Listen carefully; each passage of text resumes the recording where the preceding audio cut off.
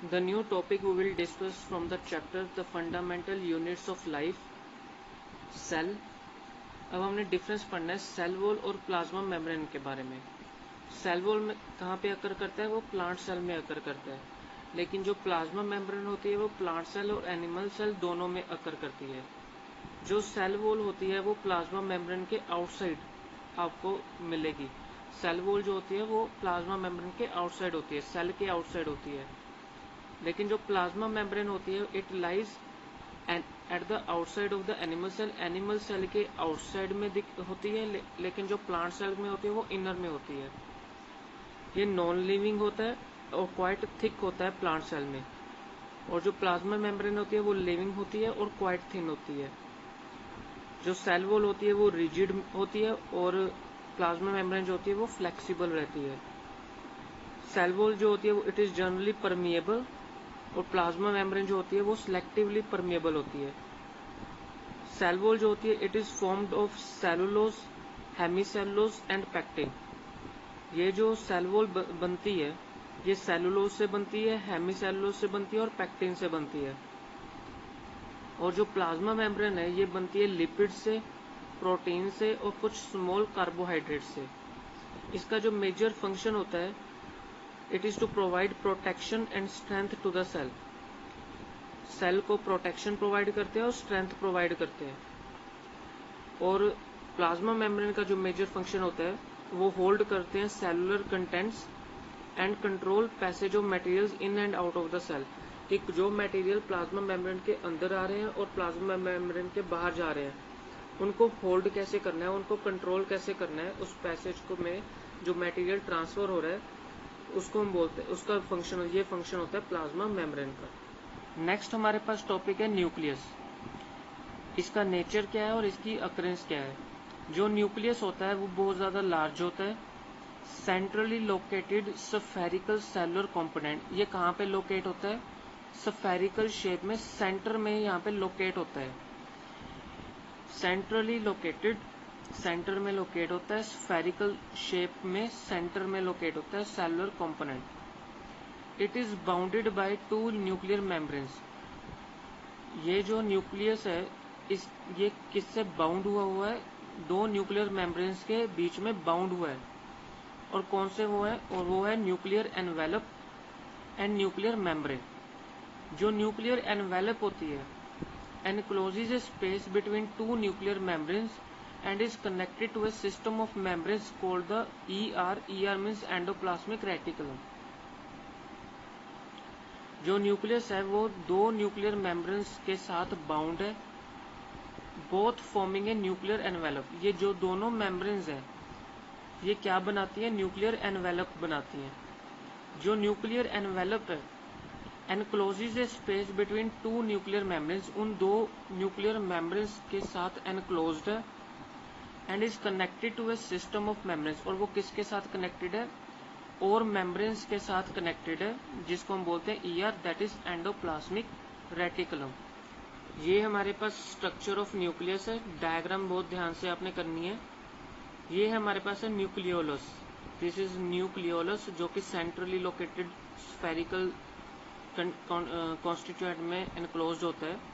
और ये nuclear core है, इसको हम बोलते हैं क्रोमैटिन। ये न्यूक्लियर एनवेलप है जो दो न्यूक्लियर मेम्ब्रेन्स के साथ बाउंड है, और ये इसको हम बोलते हैं nucleoplasm.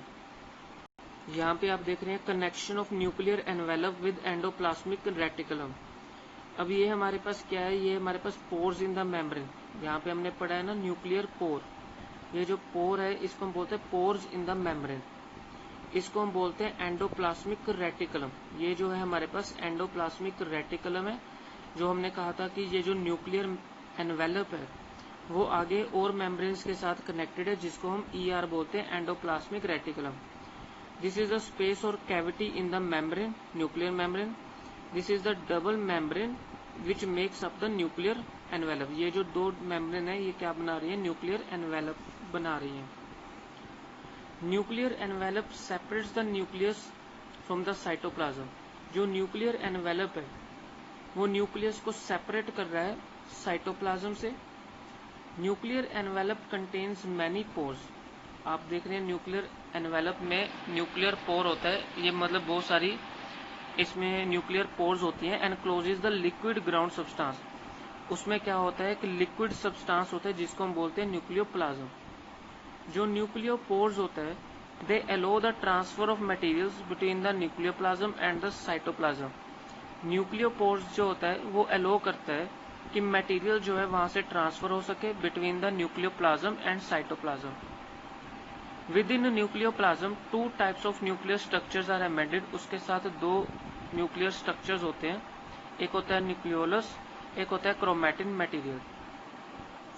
This is called nucleolus and chromatin material.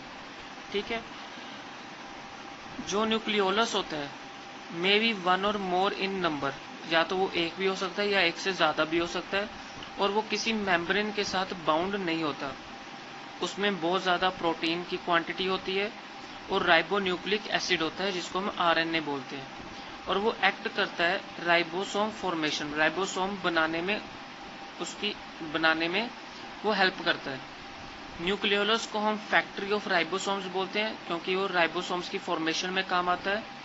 Ribosomes are helpful in protein synthesis in the cytoplasm. Ribosomes क्या हेल्प करता है ताकि प्रोटीन जो है वो सिक्रेट हो सके इन द साइटोप्लाज्म, जितने ज्यादा प्रोटीन जो है वो सिंथेसाइज हो सके इन द साइटोप्लाज्म में।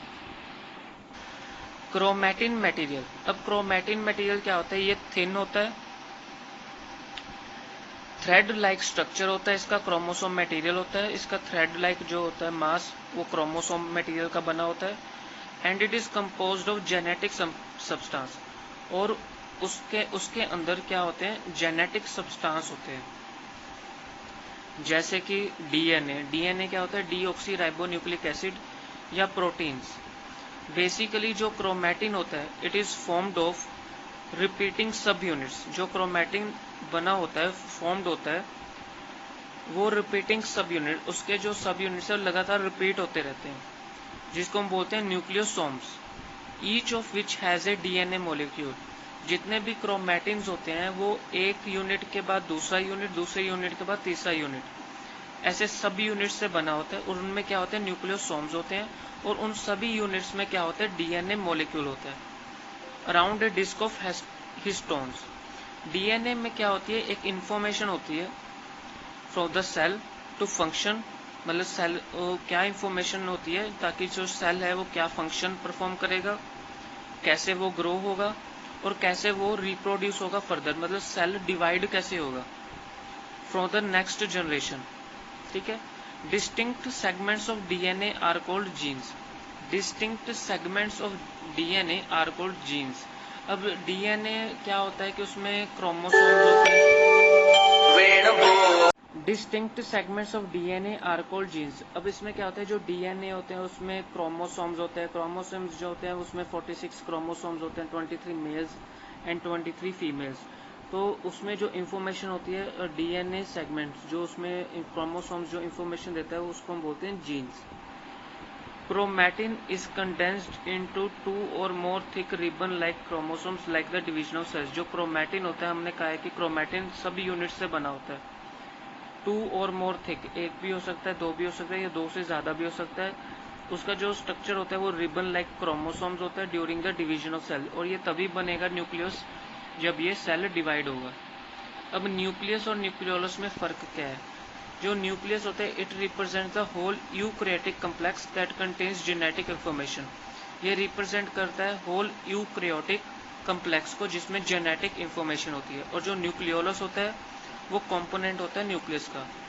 इसमें ये बाउंड होता है दो मेम्ब्रेन एनवेलप से, और इसमें कोई कवरिंग मेम्ब्रेन नहीं होती। ये कंट्रोल करता है स्ट्रक्चर और वर्किंग ऑफ सेल्स को। ये सिंथेसाइज करता है राइबोसोमल सब यूनिट्स जिसको हम क्रोमैटिन बोलते हैं।